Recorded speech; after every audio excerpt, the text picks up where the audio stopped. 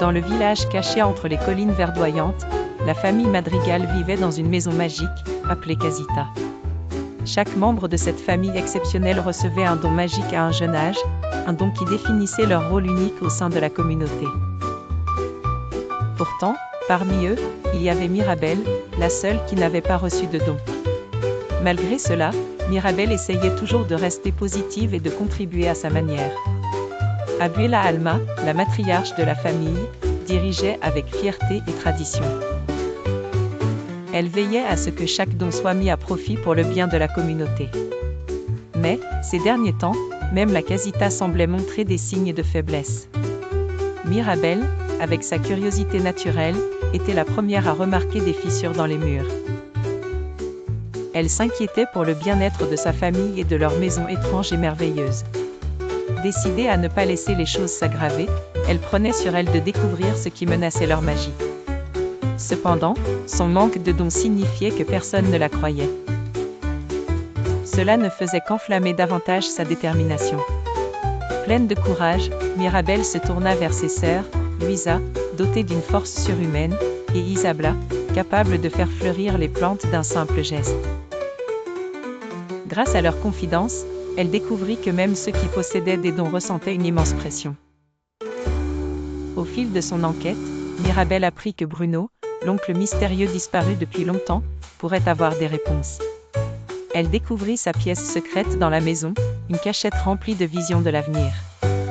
L'une des visions montrait Mirabelle elle-même au centre de la perte de magie. Déterminée à comprendre, elle chercha Bruno et le retrouva caché dans les recoins de Casita. Il lui révéla que la magie de la famille était menacée non pas par elle, mais par les tensions invisibles mais palpables entre les membres de la famille. Avec cette nouvelle compréhension, Mirabelle réalisa que la vraie force résidait dans l'unité.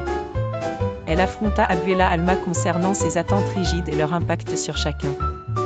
Leurs paroles échangées entraînèrent l'effondrement de Casita, un moment de douleur et de révélation. Mirabelle, bouleversée, se réfugia dans ses pensées, repensant aux origines de leur famille et aux sacrifices faits par Abuela pour assurer leur survie. Finalement, Abuela et Mirabelle se retrouvèrent, partageant des souvenirs des temps anciens et de leurs blessures invisibles. À cet instant, Mirabelle comprit que la vraie magie était celle de l'amour et de l'unité familiale.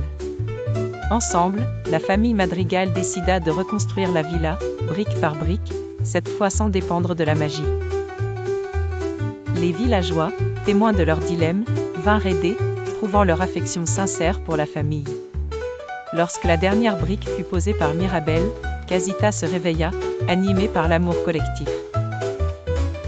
Les dons de chaque membre revinrent, plus puissants qu'autrefois, et Bruno fut accueilli avec tendresse. Abuela, embrassant le changement, reconnut ses propres erreurs du passé.